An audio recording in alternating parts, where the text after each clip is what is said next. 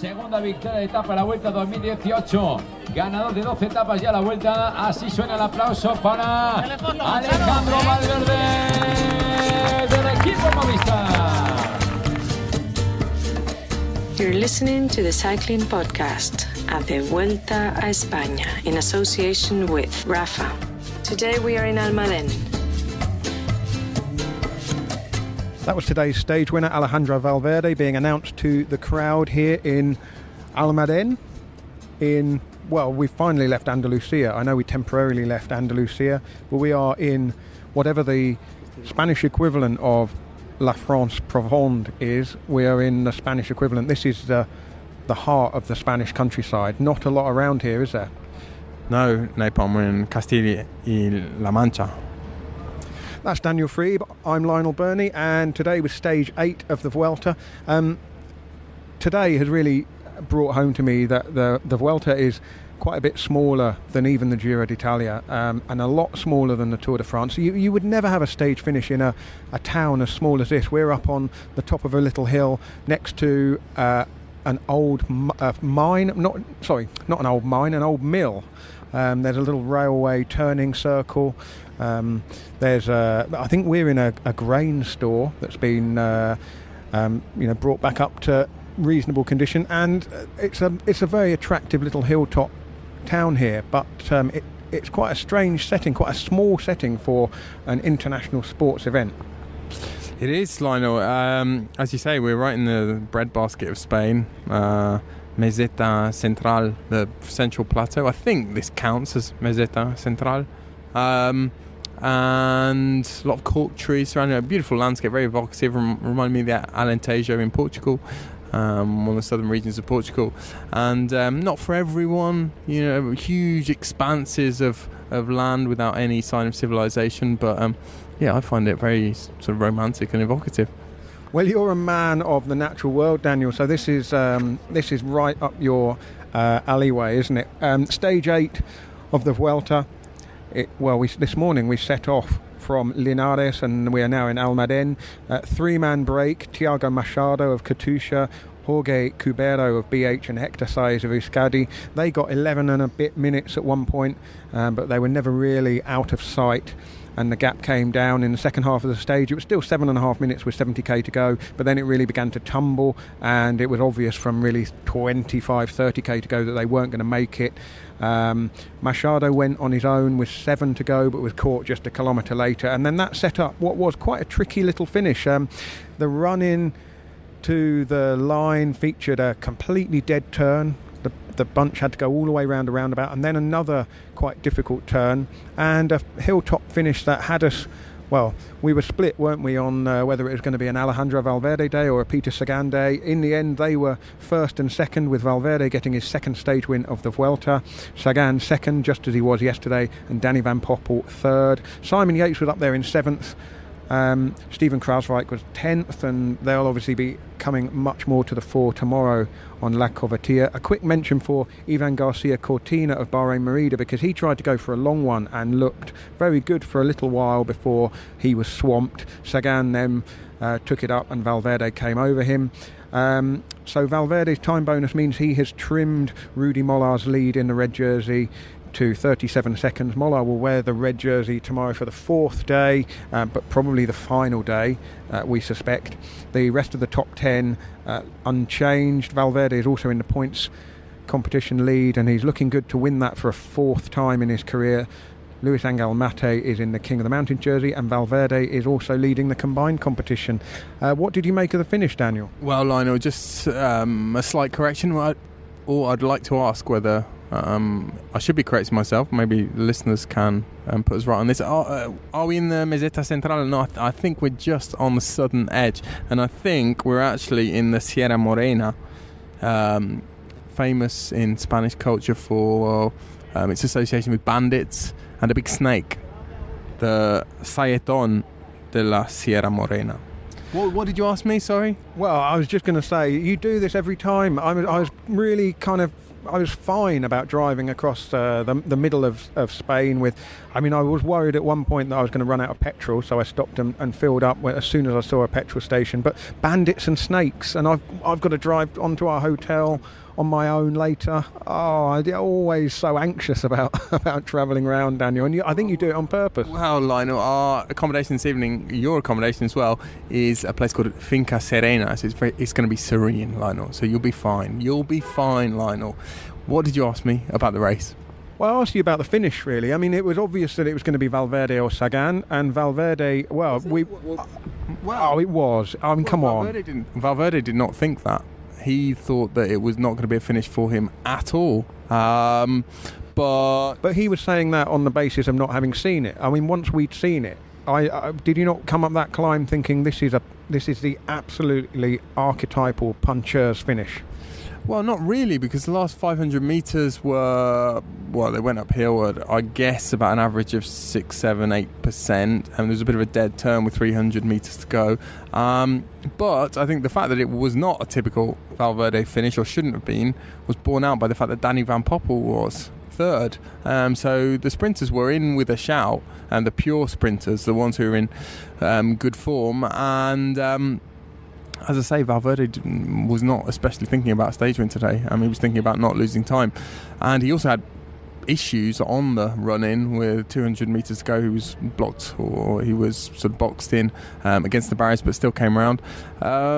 So, yeah, it was an unusual one. I wouldn't say a classic kind of puncher's finish, but I do think that the sprinters have missed some opportunities here and have made a bit of a hash of this first week to a certain extent. I think Peter Sagan has the excuse or the explanation that he's really not at full fitness yet. It's pretty obvious. I mean, a finish like today should have been meat and drink to him, shouldn't it?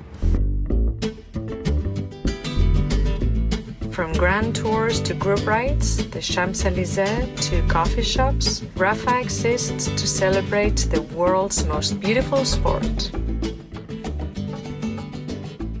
Thank you to Rapha for sponsoring the cycling podcast. There should probably be a drum roll sound effect in here to herald the first winner of the Pedaler de Charme prize for the Vuelta a España.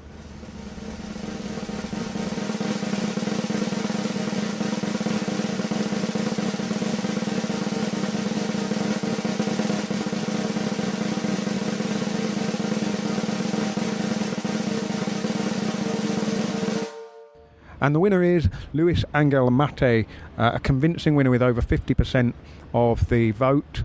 Well, we know that absolutely carries it, doesn't it? The other three were well off the back. It was as if Mate attacked, got into the break on his own, and finished off the Pedaler de Charme prize. He will be presented with his T-shirt by Richard Moore next week, and he was nominated because he was been seen a couple of times putting his gel wrappers in his pocket, having eaten his gels or his energy bars. And as we are sponsored by Science in Sport, who produce energy gels and energy bars, I think that's a great message for everybody who's out cycling, and whether you're eating energy gels and bars or whether you're just having sandwiches wrapped in tinfoil, take your rubbish home with you.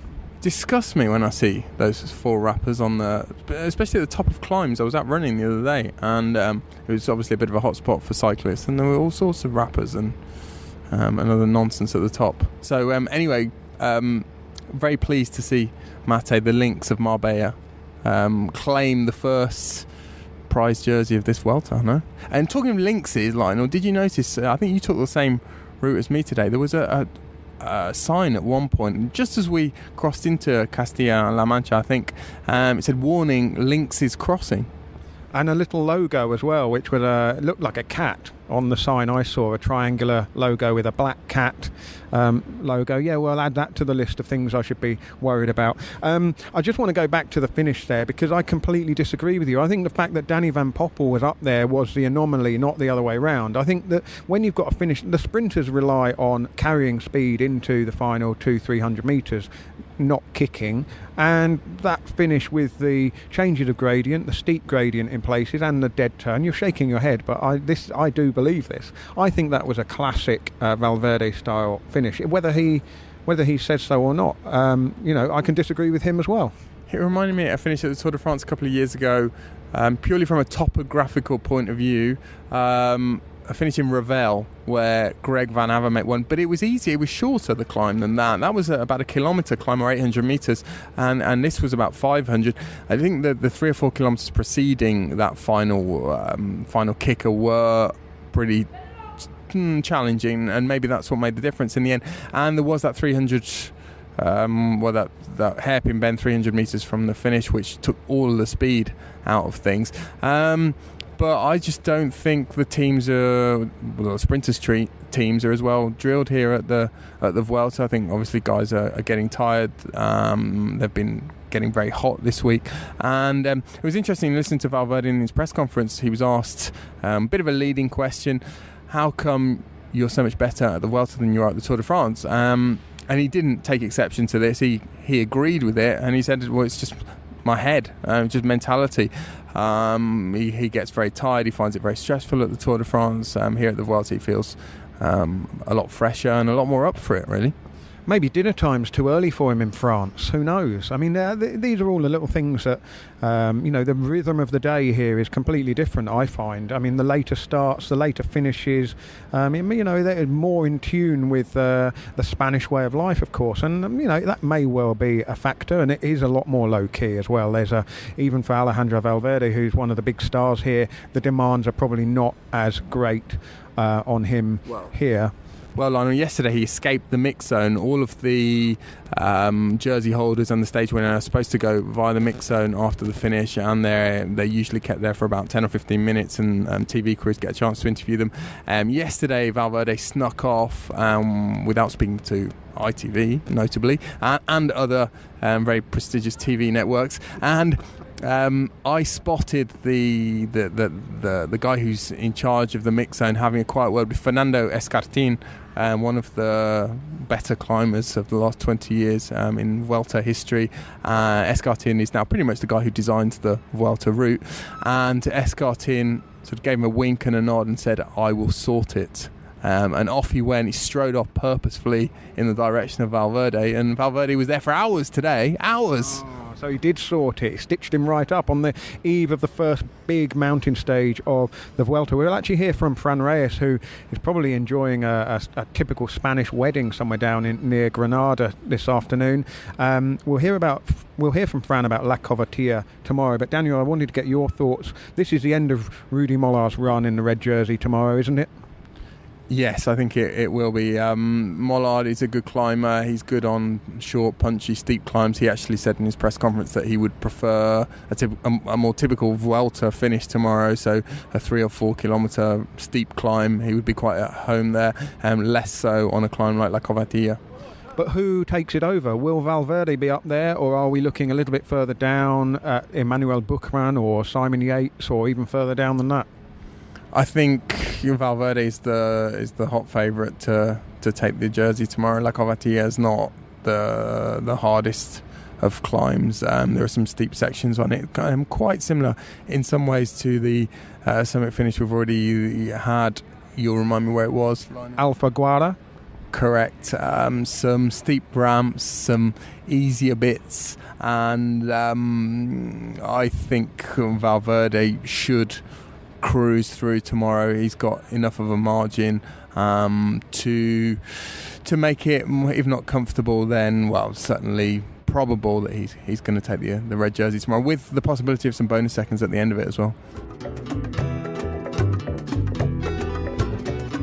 The Cycling Podcast is supported by Science in Sport. Whether you're grinding up the French Alps or just taking your mates on around a local loop, Science in Sport Rego Rapid Recovery Plus will help you recover faster after your ride, so you're ready to go again the next day. Science in Sport, fueled by science.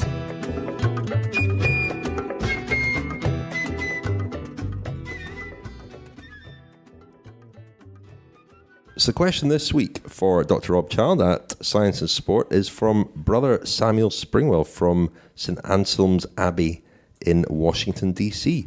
I don't really like the texture of gels. They're too thin to chew and too thick to drink. Is there a way to reasonably substitute for them when fueling during a workout, or do I just have to suck it up, literally? Hello, Brother Samuel. Thanks for your question, and it's great to hear a man of the cloth who's a cycling fan writing into Cycling Podcast. What I will say, in Europe, energy gels are extremely popular because they provide a quick and easy way to consume concentrated carbohydrates. SIS have actually just developed a cutting-edge drink called Beta Fuel, and it was dubbed Rocket Fuel by Team Sky, and was used to help them with the Giro win in stage 19.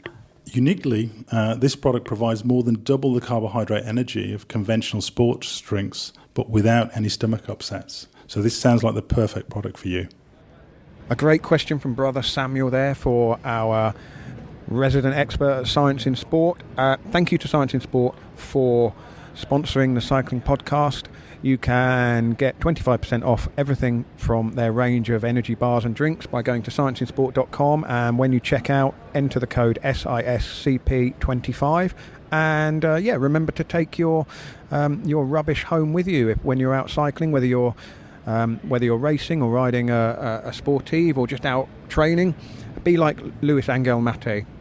Now, Daniel, before you head off to reserve me a seat by the pool at our country hilltop hacienda, and order me a beer as well. I just wanted to get your thoughts on yesterday's interview that Richard did with Rick Delaney, the boss of the Aqua Blue team, the owner of the Aqua Blue team that has folded. I mean, this is a subject we return to a lot, isn't it? The business model of cycling. And I think in the winter we'll take a particular look at this, possibly for a Friends of the Podcast special, or possibly for a regular episode, because it's interesting that a team of a similar size, or not too dissimilar size, One Pro Cycling, has also announced that it's stopping at the end of the year, but is in fact going to be focusing on a women's team next season instead of the men's team. And some more details about that will obviously come out in the next days and weeks, but it's really interesting to me that a company like that, or a team like that, would switch from men's cycling to women's cycling. And of course that has meant that they've avoided any kind of criticism for stopping, technically a week later than Aqua Blue did, admittedly not quite as abruptly, in the sense that they're going to honour their racing commitments. But Rick Delaney's comments, I mean, what did you make of them after you'd heard the interview? I think the main thing that I took away from it, Lionel, was the big discrepancy between the sort of the strength of the argument that Rick Delaney and Aqua Blue thought they had when they were going to race organisers to sell themselves essentially and look for wildcards, and what the race organisers thought about that, and where the race organisers' immediate priorities lie. Everyone, fans, media, teams, race organisers, all talk a good game about wanting to make professional cycling more sustainable as a business model. But when you analyse it, I think that's quite low down on the list of priorities for race organisers, certainly in the immediate term. Whether one team is around in 3, 4, 5 years and how that team is funding itself is really almost by the by as far as a race organiser is concerned. And I think Rick Delaney, from what I can gather, was going into meetings with people like RCS, and they're presenting a very upbeat, positive pitch, and everyone around the table was nodding and saying, well, it sounds like a great idea, guys. And Rick Delaney thought that was going to be the clincher in these discussions that they were having about going to the Giro and so forth. And the clincher very often is more nationalistic interest, and we've talked about that, the fact that here at the Vuelta there are 3 Spanish wildcard teams, or the sort of blandishments that we've mentioned or alluded to, or the quid pro quo deals of whether it's money directly changing hands, a cheque being written quite simply for a wildcard place, or something a bit more subtle. And I think that's what it comes down to. And it might be in the Tour de France's interest if or the Vuelta's interest if Aqua Blue, for argument's sake, becomes a sports franchise with heritage and with a sense of permanence and history in the long term. But the reality is that most race organisers are thinking about this year and this year only, or at best next year. And as I say, I think that the protagonists, the players within their within the event that they're putting on, are almost secondary for a lot of them. They want the biggest names, certainly, but the colour of the jersey, the name on the jersey, is not a huge concern to most of them. Yeah, I think no one has the right to expect that everyone else recognises their genius or the merits of their idea. And I think you're right, Delaney and co. maybe were a little naive in thinking that by presenting a very slick, well-organised presentation to ASO, RCS and so on, that would unlock all the doors for them. Plenty of people have tried that in the past, and well, it's not a huge selling point. It's not sexy, the business model. What our balance sheet looks like at the end of the year does not really make the team any more appealing to the general public, and consequently, by extension, to race organisers. I mean, when we think about teams that have tried to do something radically different over the past 10 or 15 years, whether it be their business model or their image, I mean, one that stands out, it didn't work and it was another flash in the pan, but Rock Racing, for example, in 2008, I think at the Tour of California, when they came with their Cadillacs and their blacked out windows and their and all their dopers. Well, and all their dopers, that was something in the team image that was radically different, and something like that I think could potentially have had a future more traction with the watching public. But beyond that, I think most teams, they're perceived as a different kind of corporate billboard, which is what they are effectively. But the business model itself, I'm not certain that that is really ever going to make the difference. No, I would just say, Rick Delaney's continued to get some flack over the last sort of 24 hours, for not holding his hands up sufficiently, perhaps for his mistakes. But on the flip side of that, of the 16 riders, 11 were in this boat anyway without a renewal for next year, and that is, harshly or not, the reality of the sport as it is. It's kind of does shine a light on the whole, the fragility of the business model, the fragility of the organisations. But 11 of those riders were searching for a new team anyway, and if he does honour, and we have to take him at his word at the moment. If he does honour the commitment to pay everyone up to the end of the year, and then pay the riders that were contracted for next year as well, well, then you're into a slightly different ballgame, because really, as an employer, all he is required to do is pay what he is contracted to pay. Riders can be left out of races as well. The big headline that they pulled out of the Tour of Britain, it's obviously devastating for those riders that were planning to ride, especially when they want to showcase themselves and get another job. But again, it's because it's all of them. Leaving a rider out of the team for the Tour of Britain had they taken the start line, well, that's the reality of the sport as well. It's just this kind of perfect storm, and that's not to excuse or let Rick Delaney off lightly, but it is to add a bit of context to the whole situation. But anyway, Daniel, you need to get on the road. I'll not catch you up until we get there, but if you could just bag me a sun lounger, I'd be very grateful. So Daniel's off, leaving me to see us through to the end. Well, I'm not alone, am I? I've got all of you listeners out there as well. Well, this morning I went to the LottoNL-Jumbo bus to go and speak to Sepp Kuss, who, well, not to put too fine a point on it, he ripped up the Tour of Utah earlier this month and he's riding his first Grand Tour. Today's stage of the Vuelta made it 8 in a row, and the longest run of consecutive stages that he's ridden at this level. And I wanted to find out how he had found the first week and what he's expecting of himself in the next 2. Sepp, day 8 of the Vuelta a España. I think this equals the longest elite stage race you've ever done. So how have you found the first week and how are you feeling? Yeah, it's definitely, I think this will tick over for the longest race I've done, but yeah, it feels surprisingly good. Yeah, even after having a pretty heavy day in the breakaway on stage 5, I believe. Yeah, I've actually felt better every day, so so far so good. Do you kind of feel hypersensitive listening to the signs of your body? You know, how do I feel? How much more have I got? When am I going to start to maybe struggle a bit? How does it work mentally? Yeah, I think that's honestly one of the things I look forward to most before this race was just, seeing what was possible with my body and, just kind of what it would feel like to race such an aggressive race for 3 weeks. So, it's definitely new for me, so I don't fully know what to expect. I mean, come the second and third week.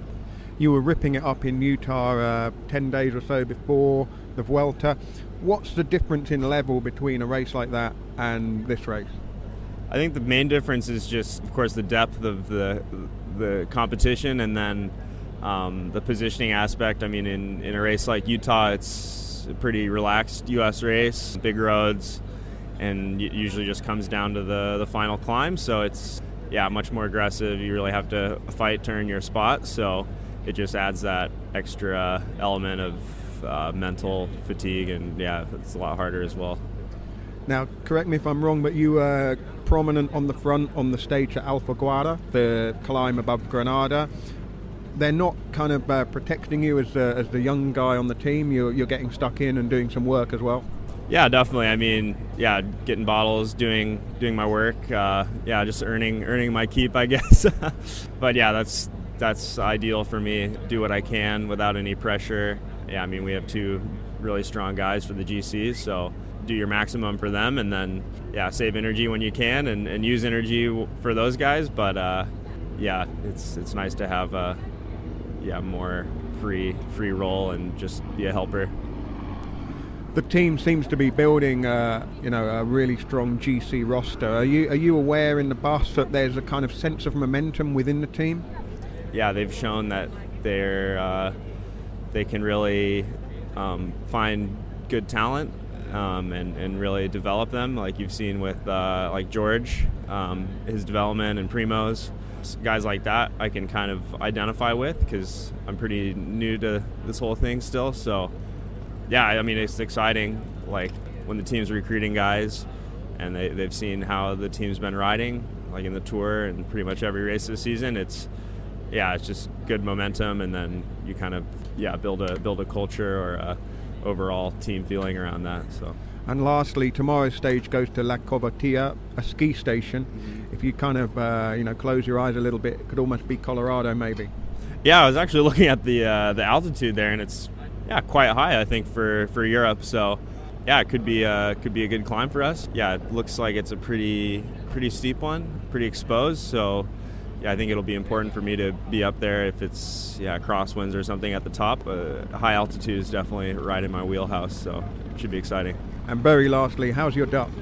Not that good yet. Ik ken een klein beetje Nederlands spreken, but not that well. Not bad. Pronunciation's really hard for me. Pronunciation is hard for an Anglo-Saxon tongue to get around all of those sounds, but good effort. I'm working on it. Don't forget to listen to our morning show, Kilometer Zero, supported by The Economist, Monday, Wednesday, and Friday mornings throughout the Vuelta a España. We released 3 episodes of Kilometer Zero thanks to the sponsorship from The Economist.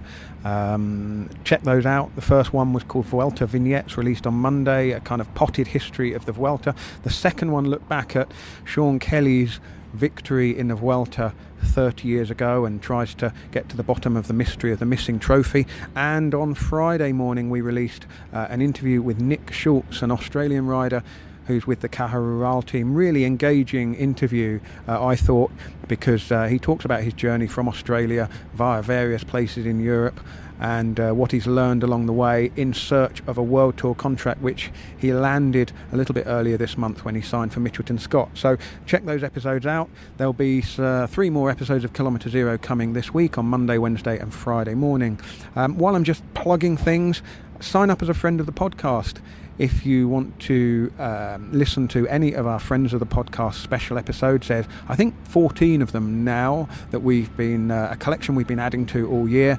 And, we commit to release 11 special episodes per year, plus a few bonuses here and there. So we've exceeded our target, and there's still a little bit of time to go before we launch our 2019 Friends of the Podcast scheme. Sometimes people ask us, how does the scheme work? If I sign up, what can I listen to? Well, quite simple. If you sign up for 2018, you can listen to all of the episodes that have been released in 2018, plus any of the others that we release as part of the 2018 programme. And the same goes for 2017, 2016 and 2015. They're kind of standalone annual packages. You can also buy all of our content for a slightly discounted fee. The 2018 package is £15, so currently it's working out at, well, if you take into account the bonuses, it's working out at less than £1 an episode. And if you sign up as a friend of the podcast, you will be entered into a draw to win some Rapha and Science in Sport swag, courtesy of our sponsors. And I can already hear our existing friends saying, well, what about us? Don't worry, you'll be entered into the draw as well. So at the end of the Vuelta, we will draw some names out of the hat, and we will let you know that what you've won, basically. Who knows what it will be. Anyway, on with a couple of things before we wrap up tonight's episode.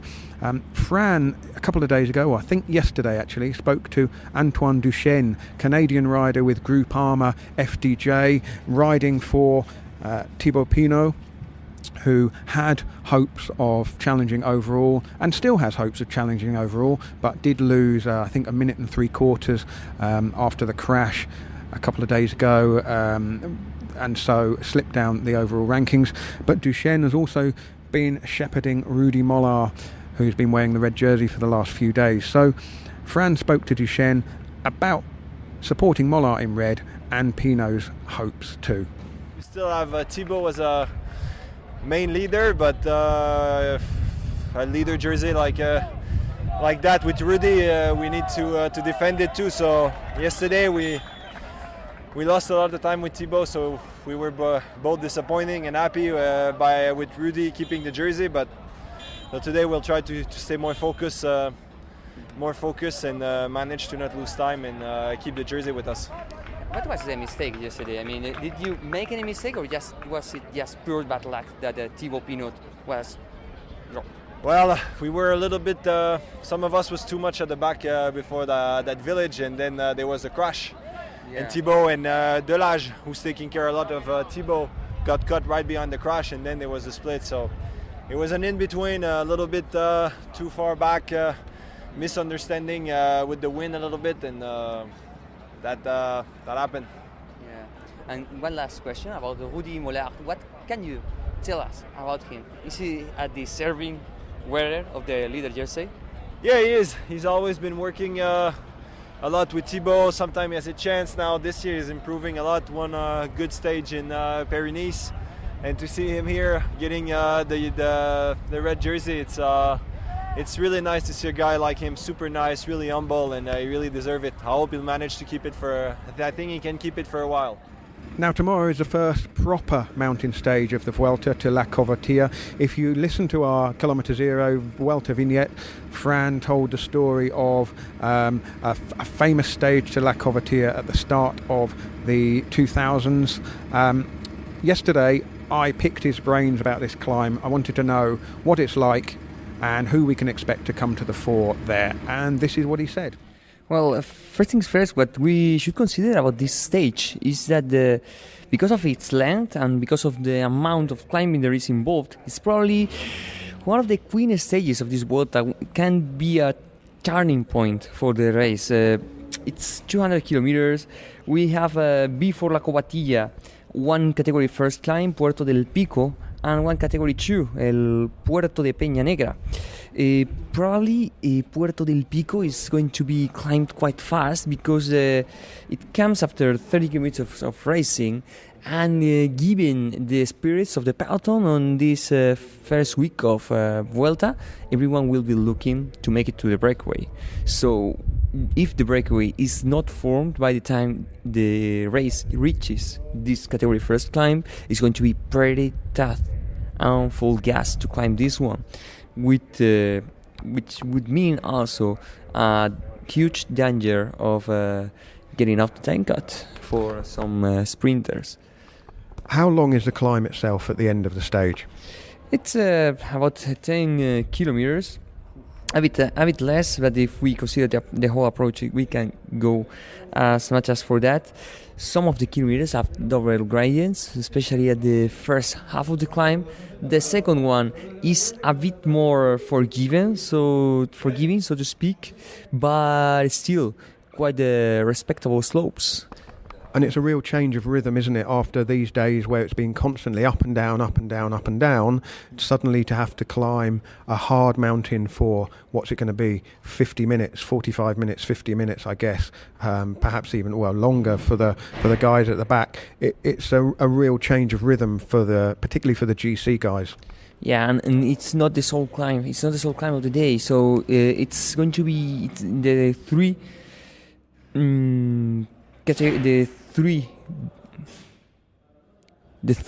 main climbs of the day would account for almost 2 hours of climbing, and that's a huge effort for the riders, and would mean big difference to be made atop La Covatilla, especially if there is a team like LottoNL-Jumbo the other day and Alfaguara with the intention of really trying to slice the bunch down to small groups. The climbs to La Covatilla until now, all of them have been head-on fights between GC leaders, and it has showcased some of the most shambolic shows of in the recent history of the Vuelta. Consider that the first 3 times this climb has been done in this race have been in the era of rampant doping in the Spanish peloton. So in 2002, we had this story with Aitor González, Roberto Heras, and the Covatilla gang from the Vuelta vignettes. In 2006, we had Andrei Kashekin, Danilo Di Luca, and other meaningful names up there in the mix. And in 2004, there was one of my favorite episodes also from the recent history of the Vuelta, which was Santi Perez. Until then, a relatively unknown climber who had made some more or less interesting performances in the Kelme jersey, had gone to the Phonak team, where there was also the former Kelme DS Álvaro Pino. And in the Vuelta 2004, he had a sudden improvement and went on to win 3 of the last 8 stages of La Vuelta and almost dethroned Roberto Heras, who was a comfortable leader of the race. Until then, it's only 30 seconds that allowed Heras to win that Vuelta. And Santi Perez did outstanding performances. He won an uphill TT in Sierra Nevada, he won a stage in Granada, and he also won a final flat time trial in Madrid, which was the icing of the cake for a quite doped performance, as was later showed by his positive test for self-transfusion. And in La Covatilla, he made one of an outstanding show with Roberto Heras, on which was his local climb, his home climb, because Roberto Heras is from Béjar, which is the town at the bottom of La Covatilla, which is an ski station. Yeah, I was going to say, Santi Perez, he tested positive, and so did his Phonak teammate Tyler Hamilton, tested positive within a week or so of one another, didn't they? And that was quite a sensational story. We'd watched Perez. Who is this guy? Suddenly tearing it up at the Vuelta, putting Heras under a lot of pressure. And Heras himself, of course, a 4-time winner of the Vuelta in the end, although that's still slightly disputed. Let's say 3.5 Vueltas. It's 3.5 Vueltas Roberto Heras won. You say it's a ski station. It's high, isn't it? Nearly 2,000 metres, or does the road finish up at almost 2,000 metres? Yeah, it's high, and then it's quite unusual because in this central part of Spain, there are not that many high mountains, but this one is. So it's kind of like the Mont Ventoux of the middle of Spain, maybe. Yeah, we can say that. And hey, I just remember there is also an historical feat in La Covatilla 2011. It was the first time that Chris Froome showed that he was going to be one of the best GT riders of all time, because it was in that Vuelta that he first shined, and La Covatilla was the second summit finish after Sierra Nevada, which was, as always, as any climb to Sierra Nevada via the general road, unremarkable. So La Covatilla, first showdown between the GC riders. Chris Froome did a hell of a job protecting Bradley Wiggins. But that stage, if I remember correctly, was won by Daniel Martin ahead of Wout Mollema. Well, we'll find out how on the money Fran was tomorrow.